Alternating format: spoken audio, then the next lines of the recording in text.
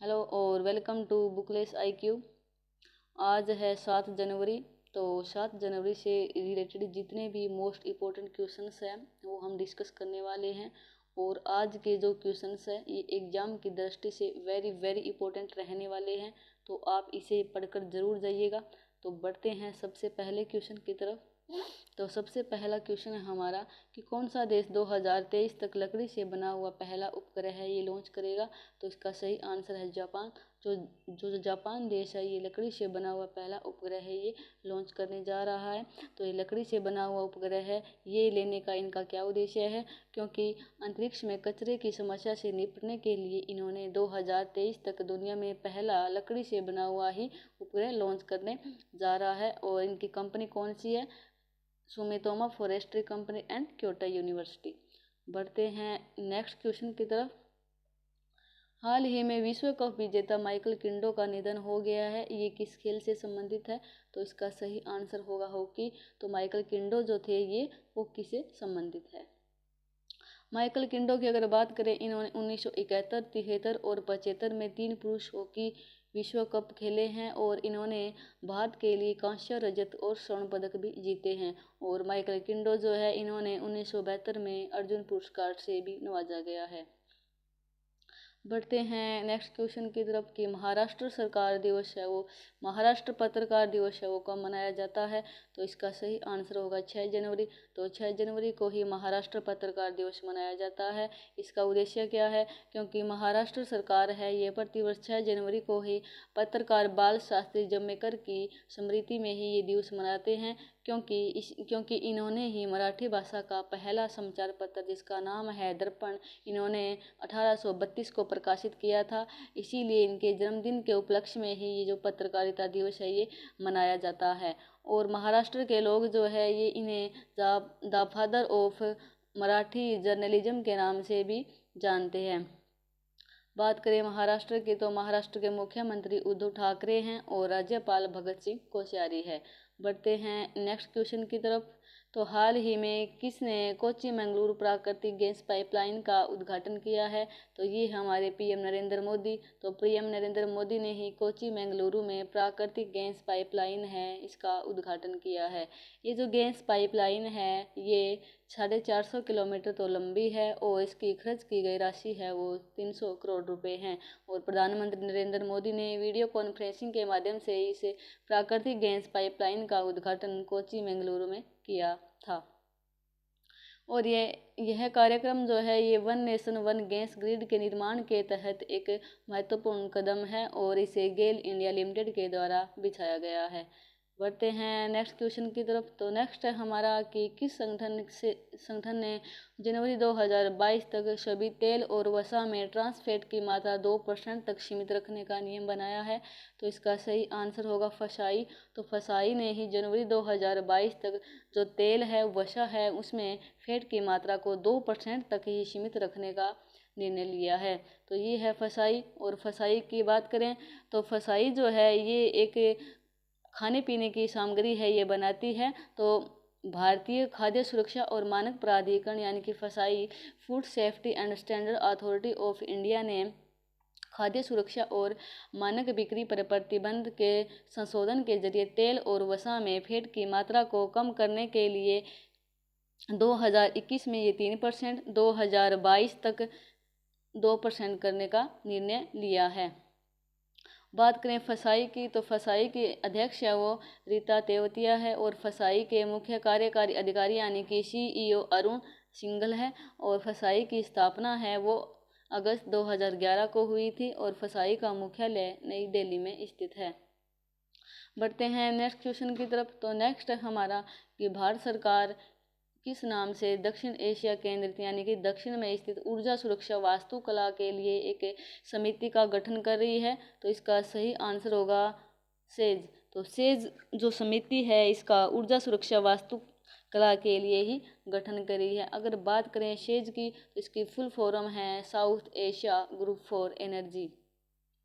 केंद्र सरकार जो है ये दक्षिण एशिया केंद्रित ऊर्जा सुरक्षा वास्तुकला के निर्माण के लिए ही एक उच्च स्तरीय समिति का गठन कर रही है और इसका नेतृत्व करने वाले हैं केंद्रीय ऊर्जा सचिव राम विनय शाही करेंगे। और ये जो सेज है इसकी स्थापना की गई है विदेश मंत्रालय के think tank research and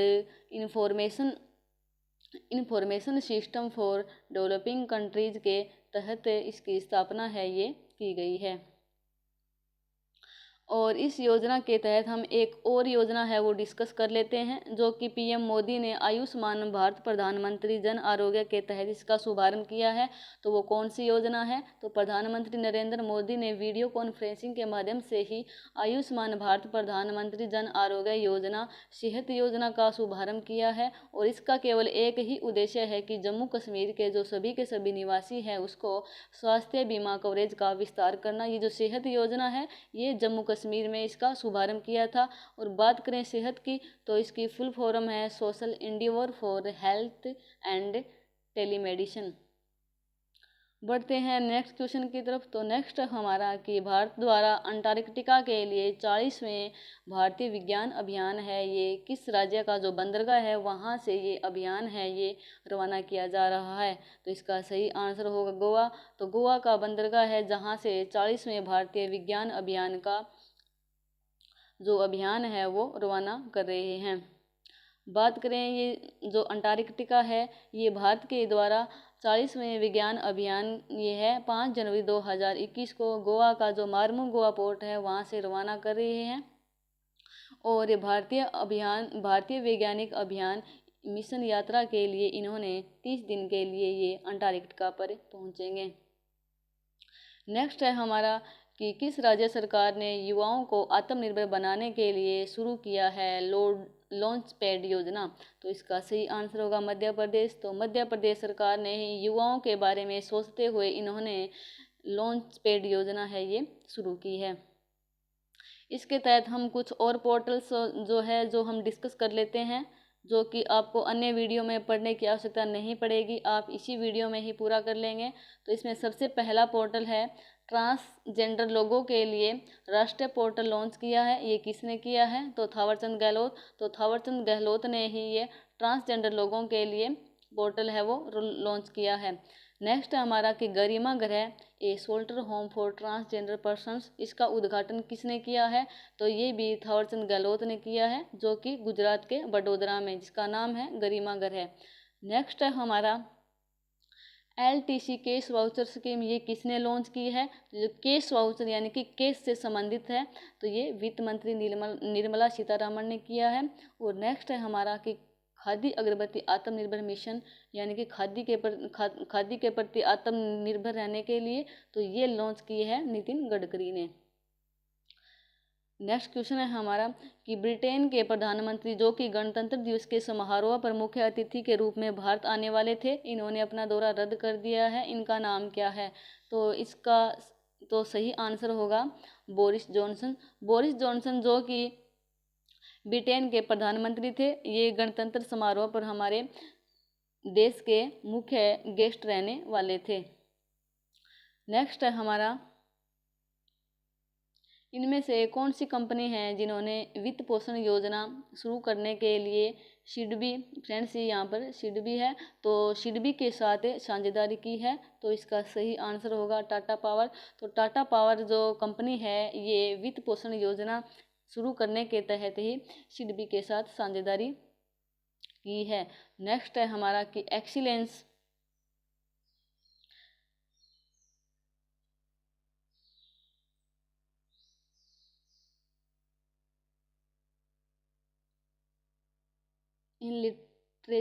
in literary writing category में वुमेन इंस्पायर अवार्ड 2021 पाने वाली हरियाणा की पहली महिला कौन बन गई है? तो इसका सही आंसर होगा डॉक्टर उमा कुमारी। डॉक्टर उमा कुमारी को ही लिटरेरी राइटिंग कैटेगरी में वुमेन इंस्पायर अवार्ड 2021 से नवाजा गया है। ये हरियाणा की पहली महिला बन गई है। इस अवार्ड के तहत हम कुछ और अन्य अवार्ड है जो मैं आपके साथ डिस्कस करने वाले हूँ केवल इसी वीडियो में, वो कौन सा है?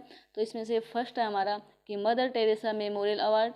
ये कौन सी संस्था देती है? तो ये हारमोनी फाउंडेशन के द्वारा दिया जाता है। किस कार्य के लिए? सामाजिक न्याय के लिए। आप इसे याद रखें फ्रेंड्स, क्योंकि ये SBI PO में पूछा हुआ था कि मदर टेरेसा मेमोरियल अवार्ड है, ये कौन सी संस्था देती है? तो ये हार्मोनी फाउंडेशन देती है। ये 5 लोगों को मिला था, जिसमें से सबसे पहला है डॉक्टर एंथोनी फॉसी, जो कि संयुक्त राज्य अमेरिका के एलर्जी और संक्रामक रोगों के राष्ट्रीय संस्था के निदेशक हैं। और सेकंड है डॉक्टर प्रदीप कुमार, जो कि चेन्नई से है। और थर्ड है हमारा IPS संजय पांडे, जो कि DG होम गार्ड्स है महाराष्ट्र से। और फोर्थ है विकास खन्ना, मैनहट्टन USA से है ये विकास खन्ना, जिन्होंने दलित की सेवा की थी, इसीलिए ही इन्होंने मदर टेरेसा मेमोरियल अवार्ड से नवाजा गया था। और फोर्थ है स्वास्थ्य मंत्री रह चुकी है ये केरल की के शैलजा, इनको ही मदर टेरेसा मेमोरियल अवार्ड से नवाजा गया है। और नेक्स्ट हमारा अवार्ड जिसके बारे में हम डिस्कस कर लेते हैं कि साइंटिस्ट ऑफ द ईयर पुरस्कार ये किसे मिला है? तो ये मिला है हेमंत कुमार पांडे को। ये जो साइंटिस्ट ऑफ द ईयर पुरस्कार है ये कौन सी संस्था देती है? तो ये DRDO के द्वारा दिया जाता है। इसे आप याद रखें कि DRDO के द्वारा दिए जाने वाला पुरस्कार कौन सा है? तो साइंटिस्ट ऑफ द ईयर पुरस्कार। नेक्स्ट है हमारा doctor Narendra Dabholkar memorial award है, ये किसको मिला है? तो वीरमणि को ये अवार्ड है ये मिला है। फ्रेंड्स ये जो क्वेश्चंस है ये सारे ये हाल ही में चर्चित अवार्ड है, ये मैंने आपके साथ डिस्कस करने के लिए हैं। नेक्स्ट है हमारा क्वेश्चन कि कौन से व्यक्ति हैं जिनको हाल ही में lieutenant general deputy chief of army staff के पद पर नियुक्त किया गया है? तो इसका सही आंसर होगा शांतनु दयालु। तो शांतनु दयालु वो व्यक्ति है जिसको हाल ही में lieutenant general deputy chief of army staff के पद पर नियुक्त किया गया है। और इसके साथ ही हम कुछ अन्य महत्वपूर्ण नियुक्तियां हैं जो इसी वीडियो में पूरी करने वाले हैं। तो सबसे पहली है हमारी कि भारतीय सेना के नए engineer in chief of staff किसको नियुक्त किया गया है? वो है जनरल हरपाल सिंह। और नेक्स्ट है हमारा कि जम्मू कश्मीर और लद्दाख कोर्ट के चीफ जस्टिस कौन बने हैं? तो ये मैंने पहली वीडियो में बता दिया था कि पंकज मित्तल बने हैं इसके जम्मू कश्मीर और लद्दाख हाई कोर्ट के चीफ जस्टिस। और नेक्स्ट हमारा कि अखिल भारतीय शतरंज संघ का नया अध्यक्ष कौन बना है? तो ये है संजय कपूर। और नेक्स्ट है कि steel authority of India limited यानी कि सेल के नए अध्यक्ष कौन बने हैं? तो ये सोमा मंडल। ये एग्जाम की दृष्टि से वेरी इंपॉर्टेंट है कि सेल की नई अध्यक्ष कौन बनी है? सोमा मंडल। ये इतिहास में पहली बार सेल की अध्यक्ष एक महिला है ये बनी है। नेक्स्ट है कि रेलवे के नए चेयरमैन और CEO कौन बने हैं? तो ये है सुनीत शर्मा। और नेक्स्ट है कि ICC के अध्यक्ष कौन बने हैं? तो ये है न्यूजीलैंड के ग्रेग बर्कले। ये ICC के अध्यक्ष बने हैं जो कि न्यूजीलैंड के हैं, जिसका नाम है ग्रेग बर्कले। ये एग्जाम की दृष्टि से वेरी इंपॉर्टेंट क्वेश्चन है।